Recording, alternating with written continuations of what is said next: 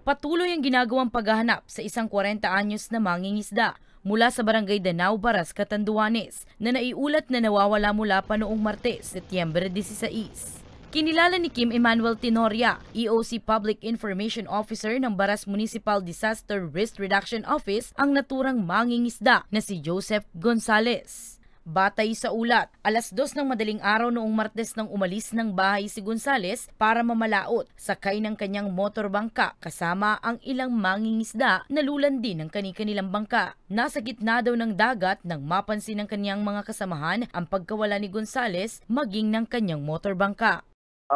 Sa impormasyon po na gather namin po sa office po namin, iisa lang po ito ma'am na sakay ng kanya pong ng kanyang bangka, and sa description po ng kanya pong bangka ma'am ay kulay puti na may pulang guhit, ngunit po walang pangalan yung bangka po ma'am. And yung bilang naman po ma'am na mga kasamaan, hindi po namin nakuha ma'am, pero wala kaming eksaktong bilang ma'am ng mga kasama niya, and base rin po yun sa report ng informant natin ng Barangay Kagawad from Barangay Danao po.